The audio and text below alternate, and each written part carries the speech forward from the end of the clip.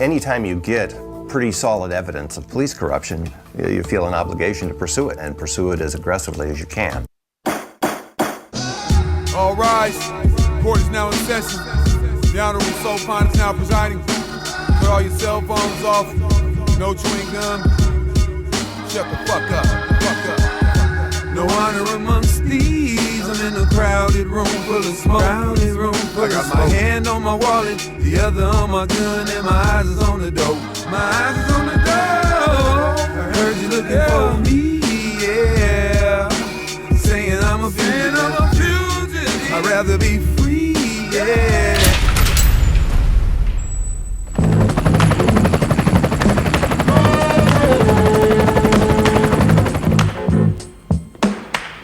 Let's make America great again. I was brought to this land without a name and broken language. Taught to hold a gun, load it up, and then aim it. Create laid pavement with very little payment.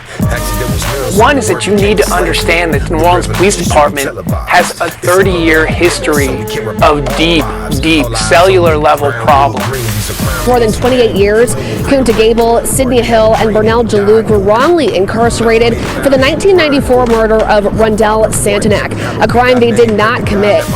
One of the biggest things, I'm working on a documentary right now. Okay. It's called Kunta. Surviving Angola. Now, it happened when they were just 17 and 18 years old, but on October 19th of last year, the three men were released from prison. This trash has got to go. It's staking up my venue. You either sitting at the table or you what's on the menu. Extra, read all about it. Did you hear that all lives matter and there's no going around it? Even if a man commits a crime against a man, he's still a man. Extra, read all about it. Educate your kids, teach them love, not hate and violence. Why not put the woman in the oval, create some balance? After all, they are the mothers of the earth. Think about it. We're gonna get straight to the point on some things here today. Keep it kind of real short and brief and real adamant, because we're at a stage in the podcast and where we're all about episode 4 is all about game changers. We're gonna focus strictly on who the game changers are in this story. And right now, as a team, as a collective, we truly feel Julie Tizzard, Chris Evans, they are major game changers in this case, John. The more we've been digging into this, and the more we've been digging into things and been getting information and just gossiping, digging for stuff. Tizzard is a big factor in this, John. And I hate to say it, but she's a big factor in this, and we just want to, start it off right there with her, because when I look her up online and I read her profile, she has a very extensive history to New Orleans, man. She's been practicing law. She went to school at Loyola, graduated in 98. It says she was a special prosecutor that dealt strictly with high-profile rape cases and murder cases. And she's right now, labeled as a highly coveted defense attorney. And for 7 years, from 2009 up until like 16, 17, she dealt with Kunta on a lot of levels, and she did some things that she wasn't correct, wasn't right, was unethical. And we want to dive right into that today, man. All right. So, if we might disagree on those things, but I'll just tell you what I think, and y'all can use it or not. So, but so ask away. So, John, I actually have been the person that's mainly been talking to Julie. I did reach out to her office just to kind of like feel her out and kind of talk to her about some of the things that Kunta had told us about her and her involvement in his case. If I have to be honest, it seems like she doesn't want to be honest about the situation, understandably. But in Kunta's case, and he's already been through so much, if I were him, I would feel like it's a slap in the face. You represented him. You took his money. So they didn't actually pay you for anything?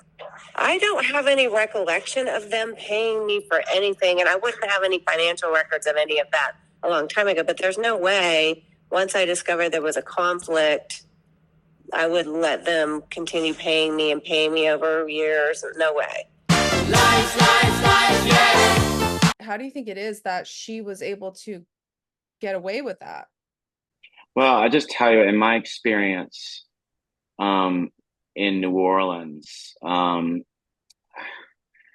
especially as an investigator, I represented a lot of people in prison who were convicted out of Orleans, serving a lot of time in Angola. And it turns out, they had a murder charge and they paid some lawyer $10,000, $15,000, $20,000 to beat that murder charge. That lawyer took that money and basically didn't do anything. Come see them once or twice, not hire an investigator, file 3 motions, and and they show up for trial and they got no defense. And the person goes down, and sometimes they didn't do it, or sometimes they're certainly not deserving of that conviction. So they're deserving of like a manslaughter conviction or an accessory conviction. But since the lawyer didn't investigate the case, do what they were supposed to, they get convicted and get life without parole. What I call that is, I call that legal theft. Legal theft.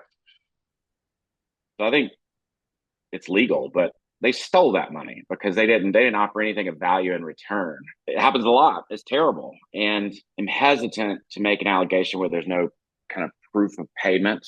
But obviously, a lawyer should not be taking someone's money and then not following through for them. That doesn't mean they have to win the case, but they certainly have to put everything they possibly can behind that case and to win that case. I'll also tell you, like, this is kind of easy. Like, as a practicing lawyer, I've had people kind of pay me before to look at their case on post-conviction, and they're willing to pay me a lot of money. And I look at their case and I'm like, there's nothing here. I remember one time someone came in and they had all this money. They had a girlfriend that was giving them money, and they come in and they want to get rid of this kidnapping conviction. And I look, and they're serving a life sentence on another charge. Like, in most lawyers would take that money. I think it was like $10,000. Take that money and handle the case. In Julie's case, sorry, not to cut you off, but in Julie's case, there was a clear conflict of interest in the beginning because she had worked for the DA's office on, I think it was one of the appeal cases, one of Kunta's appeal cases. Is that correct? That she was a part of? She filed in 2010. She filed something on behalf of the DA's office in federal court against a habeas that Kunta filed. It was brief, though. So she filed against him after 2009?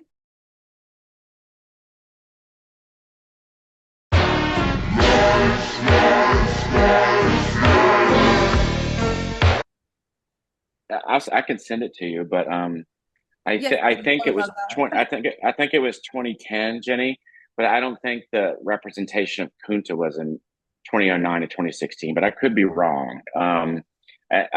But anyway, it doesn't matter. Even if she represented him after she was in the DA's office, she should not be doing that. And so I'm not arguing with you. What I'm trying to say is there's a kind of like lackadaisical culture in New Orleans and Louisiana where this is okay. They're just a bunch of prisoners and people steal from poor families all the time. So while I might disagree with the particulars, it definitely happens over and over again, and it's terrible. So, but in Julie's case, I think Kunta is understandably upset that someone took his money despite having a conflict of interest. And I think he's right to be concerned about that. I mean, Kunta said this to me a couple of times, and I'm sure he probably said this to you, but like, if you can disprove anything I'm telling you, yeah, I'll shut up. Mm-hmm. So for all these years, he's giving her this information that could possibly free him, or that could free him, because obviously he was not guilty, and she just sat on it. If this happened the way, like, there was an exchange of money, there was definitely a conflict of interest. She shouldn't have done it. And so I understand why he's upset about that. It seems really weird to us from California, but this has been going on forever there, and nothing has been able to get out for recognition of how this system is. We're describing a criminal organization. She plays her part, but everybody that plays a part of this, like she's doing, it's a criminal enterprise for everybody playing their part, dummying up right now. You know what I'm saying? As far as how are you fighting back? How is it not possible to get these documents? How is all this going on? People still playing a part. You know what I'm saying? Slapping, you know what I'm saying? It's still a slap in the face and you exonerate him. So from my understanding, the information that he gave her that she sat on, the civil rights attorney came and got him out like in months. Well, I mean, same information. The reason they got out is because it's hard to get things, even though when they're public documents in post conviction, because lackadaisical record keeping. I go on and on about that. The reason they got out is because the DA was on their side. The DA looked at their case and said, this doesn't look right. So they were able to access all this stuff, including FBI documents that I just can't go and get. Since they're law enforcement, they can go and get that. The same goes for Julie Tizzard. She couldn't file a Freedom of Information Act request and get stuff from the FBI like would a private attorney be able to access those files? You have standing to do it, but I've done it before. And then they put you on a wait list. It takes years. And then they say, well, you got to pay 50 cents a page. And we have 16,000 pages and we can't tell you which one's relevant. You tell us. These are documents back and forth. These are documents from a case that's over with. So it should be available to anybody right now. Like the case is over with. Yeah. Yeah. There's these special rules called TOUHY after a case, TOUHY. It basically says you have to have good reason to get at these files. And sometimes it could be like, I want the audio recordings on these dates. And they come back and they say, they're not organized by dates. We don't know how to find that. I'm just giving you a for instance. Do you feel it's important enough for them to give them to us at this point? Certainly it is. Certainly it is. I'm just saying, they're not easy to get unless you're law enforcement. This shouldn't have happened. I agree it shouldn't have happened. Everything that happened to all these people, it had to be a whole crew that let this stuff go through. Everybody played a part. And it's still people locked up behind it. And all we want is the truth. How's this all continuing to go down? Why are people still locked up under a police officer that's convicted on death row? And you haven't went back and looked at none of the cases that he had. Out here, that would be outrageous. Outlandish. But go ahead. Yeah, I think what I was saying originally in response to Jenny's question is why this is hard to get is that that's the reason that Kunta didn't have the evidence he needed to get out of prison in 2010 is because largely it's in the hands of the federal government, largely. So he just didn't have the evidence he needed in 2010, regardless of whether the attorney he had helping him had a conflict of interest or not. I mean, it shouldn't have happened. So she should have realized she had a conflict of interest. Okay, John, speaking of the FBI, what's going on with these wiretaps?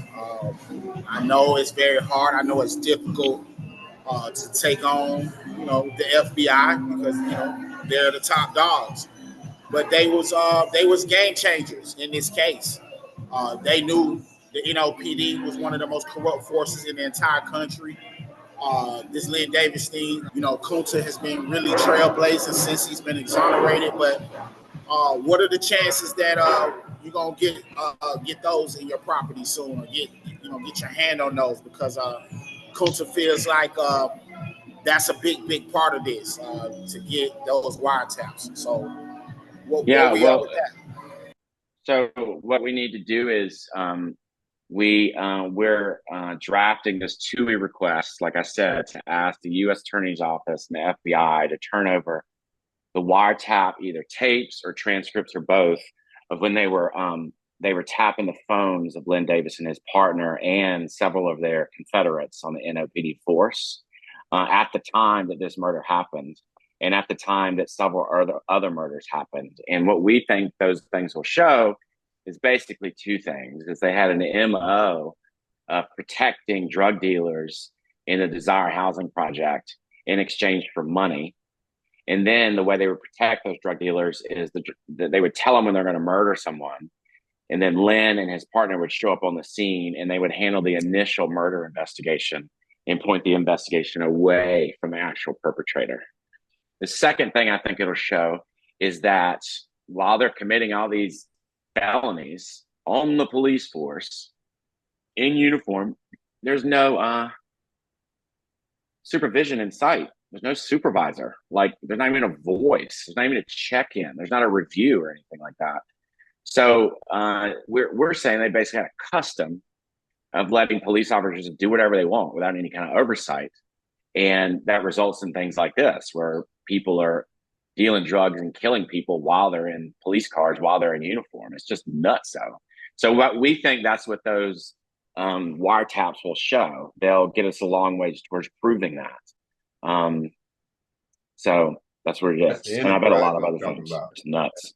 Back to the whole situation right now, where we're talking about game changes, like I said, that takes us straight into Chris Evans. Chris Evans was a very big part of this case. He played a very integral part of arresting Kunta, harassing Kunta, beating Kunta in that December 93 incident that I'm quite sure he probably was one of those characters that was on wiretap. But he was one of those characters in episode 1 when we talked with you, we debriefed with you about certain individuals, and you really didn't have some answers on that we wanted to hear from you, because he's another character that hurt Kunta. He disrespected Kunta. And here at Fine World, we're just trying to fight for our brother. We're just trying to let it be known to you that he's another game changer that should be involved in this case, John. And we need y'all to dig a little bit more with him, and we need to bring him to the light, because whatever deal he copped out on to the feds, and him and Sammy Williams and all these other guys, that it's really sad that Len is doing all this time on his own still. Because anytime you're a part of, like Uncle Wynn been saying, a criminal enterprise of that magnitude, it shouldn't be just one person doing life and facing death. When everybody were game changers in this shit, when everybody was corrupt and everybody was, not all the way there. So kind of give us some feedback on that, because he's one of them ones that, Kunta's really not pleased with as well. And he's a free man. He injured Kunta at this concert, Christmas of 93, Christmas night, so the night of January 25. And Kunta's still upset about it. And then the detective who handled the police brutality complaint that Kunta made was Detective Tamburella, who was the investigating detective on the murder that Kunta went down for. And then Kunta says that Christopher Evans was on the scene of the traffic stop and funneling information back from the crime scene to the traffic stop when they did an ID at the traffic stop. That's his contention. And that's very important to him. And we're going to pursue that in discovery because it's important to the client. So we hope to get to the bottom of it. And if it helps our case, we're certainly going to use it. So I'm glad you brought it up. What about the second murder that he had on his back? And why did that go away? I'm not fully sure of why that went away. And since it went away, he wasn't detained on it. And he got questioned briefly about it, but he wasn't detained or arrested on it. We kind of haven't pursued that very much. But again, we're getting information on it. And if it comes back and it's helpful to the case, we'll certainly pursue it.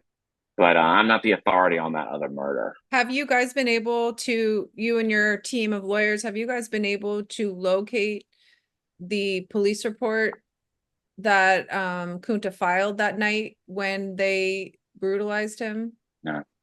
No, but we've asked for that. So we should get it in discovery. It should come to us, but we haven't gotten it yet. I think he said they had no record of it. when he looked into it or something like that. They might have turned him away. I mean, it could have disappeared, but they might have just turned him away because he was a prisoner at the time or because he's a non-lawyer. That doesn't mean it doesn't exist or they lost it. So if they have it, we'll get it. Another thing that bothered me as far as the paperwork that Julie was holding on to, the things that she could have done with that information, being the side that she was on, being on the side that she was on, the things that she could have did with that information. Since she could have been covering her ass for a certain thing, or with that information she sat on for so long and wasn't going to do nothing with it. We already know the outcome if he hadn't got out, what she would have got away with. It's kind of weird that she's not in that writ as well as that other guy. I think another reason that Kunta was so upset about her sitting on his case all those years is because she actually blocked him from representation from another attorney. He was not able to talk to any other attorneys about his case because she was listed as his lawyer. Real big problem.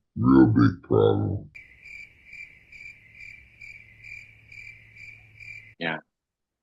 Are you guys planning on making her part of Kunta and I think you're representing Kunta and Sydney, right? Yeah, that's right. No, because she's not part of the writ. She had no reason in him being wrongfully arrested for this crime. She wasn't part of the investigation. She wasn't part of the indictment. She wasn't part of the trial where they hid evidence. She is not one of the people that put Kunta behind bars for something. She's the one that kept him behind bars. I would believe she was the one that kind of kept him there, and was still continuously being evasive to the whole fact, which means guilt. When you lie, you try to help yourself. You know what I'm saying? And so it is a factor. It is. She should be there. If she was on my case, I would want her there. I would try to, you know what I mean? I think Kunta is rightly upset about it, and he has a right to be upset about it. That part. I don't know. I mean, plenty of upset about it. Like I said, this goes on way too much in New Orleans, but I don't know that there's a cause of action against her. There's a lawsuit against her. That's what I'm saying. So do you think we should lead that to a lawsuit type of situation with her and go forward without the larger problem is what was the reason he was kept behind bars? And she's not the one that kept him there. The allegation is that she took his case and didn't do what she was supposed to, and therefore he stayed in prison. But that assumes that there was evidence she could have presented to get him out of jail, and that the courts would have ruled in Kunta's favor based on that evidence. And those are several steps that make it almost impossible to do a lawsuit against her for not doing something, because you would have to say, well, the courts are going to rule in his favor and this is going to happen. He's going to win on appeal and that kind of thing. And those are just almost hypotheticals that you certainly can't be sure of. And therefore, there's no lawsuit saying she's the reason he remained behind bars. And then we get back to what we talked about last time is there's a statute of limitations, years already run since he got out. So can do it for that reason too. John, last time I talked to Julie, she actually told me, believe it or not, that she was going to take herself to the bar to investigate whether or not she had violated Kunta's rights by representing him and what, to investigate whether or not there was a conflict of interest. Do you know if she happened to do that? Yeah, I mean, I don't know exactly what she said, but what she told me, I talked to her Monday, and she called me and I called her back, is basically she called the bar and said, "This is what happened. Do I need to self-report?" And they were like, "No," because she couldn't remember the particulars of it. And she expressed to me how concerned she was about Kunta, because people that get out of jail have a hard time adjusting to things, to real life, and she was worried about him and hope he gets help and things like that.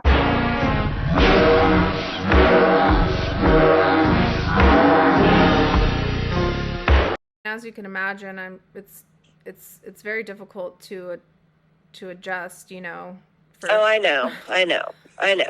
That's the one thing I try to tell, you know, my people, that, you know, I do get out with the pardon board or whatever, and I try to explain it to their families. Like, they think being in there is the hardest part, but really the hardest part is getting out, because the way the world is very different than the rules in there. And especially when you're young, I imagine, if you go in there, but it's like somebody waves at you on the street, you totally have a panic attack, right? But she said she reported herself to the bar. She didn't kind of make a complaint against herself, but you can call like an ethics line and say, "This is what happened. What do I need to do?" And they give you advice. And I don't know exactly what she told them, but she told me they were like, you know, just write a memo to yourself about what you remember. But based on what you told me, you don't have to report yourself to the bar. I'm just relaying information. So in other words, John, she exercised her get out of jail free card as an attorney. And when we're talking about the people that really kept these guys, you know, trapped, we're talking about a city government. You know, I mean, when we're talking about back episode 1, how you say the city government was a big collapse in the 90s, and it quite sure it still is going on today, because you still got lifers, you still got guys that Kunta was really attached to when he did all this time, and that he feels as if his fight is their fight, and he want to see others come home that was caught up in that wicked mix of this whole criminal enterprise that, you know, Len Davis and his posse had going on. So it's been you know, a big pleasure just to be able to just converse with you about this stuff, because, you know, outside the box, it's all a learning curve. It's all something that we know that all of us are trying to be game changers here. All of us are fighting for Kunta. All of us is fighting for Sydney and those other 6. You know, we just trying to see the best outcome out of all of this. And I like how this thing went today, when we're just talking about Tizzard and Chris Evans. It gives you guys, from a legal aspect, you know, more means to dig, because that's what we've been doing, digging. At the end of the day, it's more people, John, that were affected by this. I understand.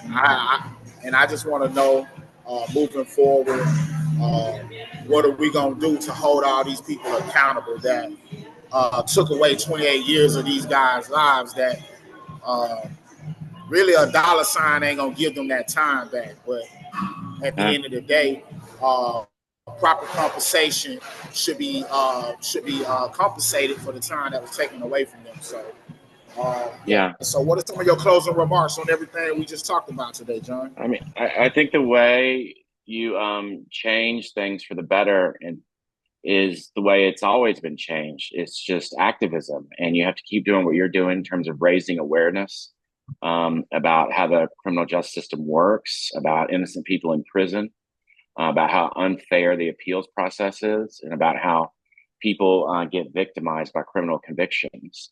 And then it's up to lawyers like me to just keep fighting on behalf of prisoners who shouldn't be in prison.